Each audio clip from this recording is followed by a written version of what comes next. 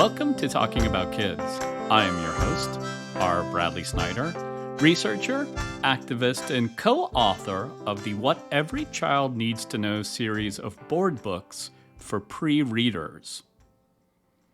In honor of Indigenous Peoples Day, I thought I would use this mini episode to look at Indigenous kids, their rights, and really the rights of all children. And I want to start by looking at a United Nations report on Indigenous kids.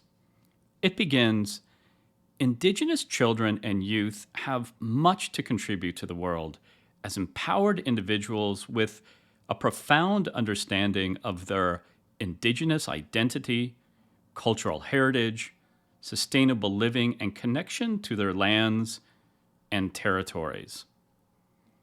But it goes on to say, quote, at the same time, Indigenous youth experience much higher rates of suicide and self-harm compared to other youth.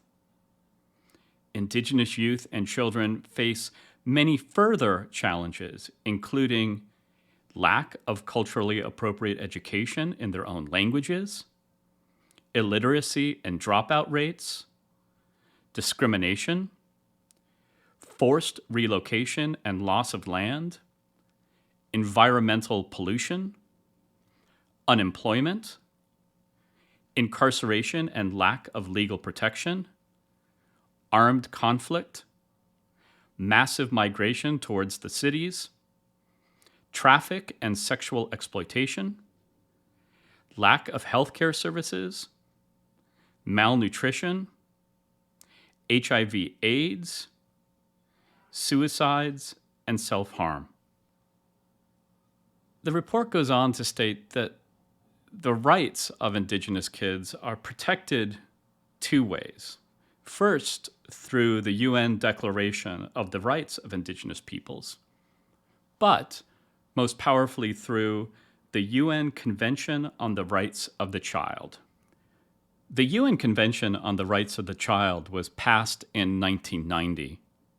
In its preamble, it states, quote, the child, for a full and harmonious development of his or her personality, should grow up in a family environment, in an atmosphere of happiness, love, and understanding, end quote. It goes on to say that the child should be brought up, quote, in a spirit of peace, dignity, tolerance, freedom, equality, and solidarity, end quote.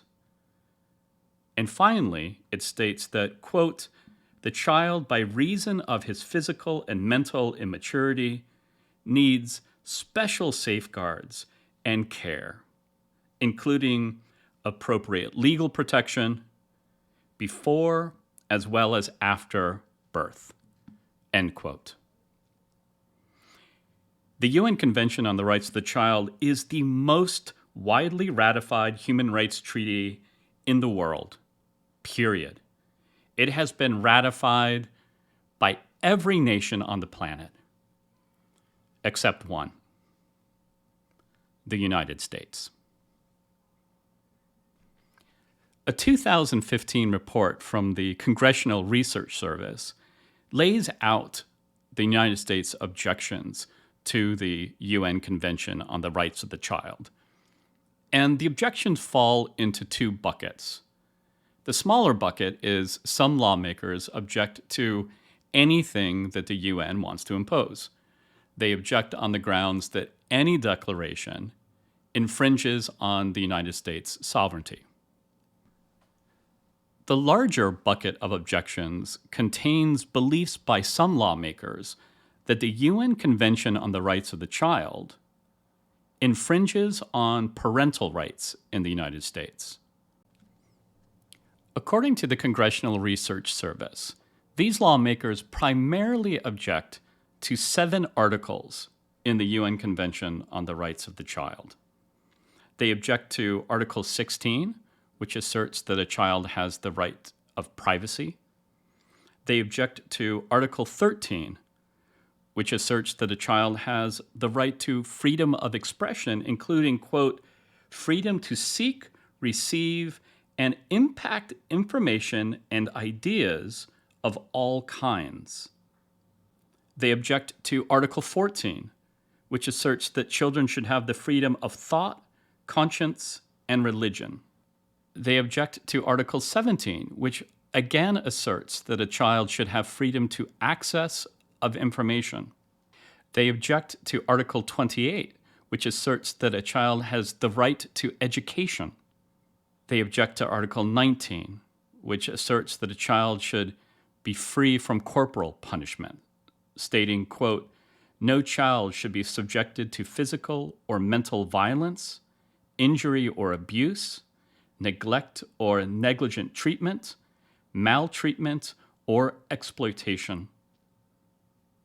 And finally, they object to Article 15, which states that a child should have freedom of association, quote, "recognizing the rights of the child to freedom of association and to freedom of peaceable assembly," end quote. Taken as a whole, those lawmakers who have and who continue to block the U.S.'s ratification of the UN Convention on the Rights of the Child simply do not believe that children have rights, the way that for centuries similar lawmakers have denied the rights of Indigenous people. I hope you are having a meaningful Indigenous Peoples Day. Full-length Talking About Kids episodes return next week.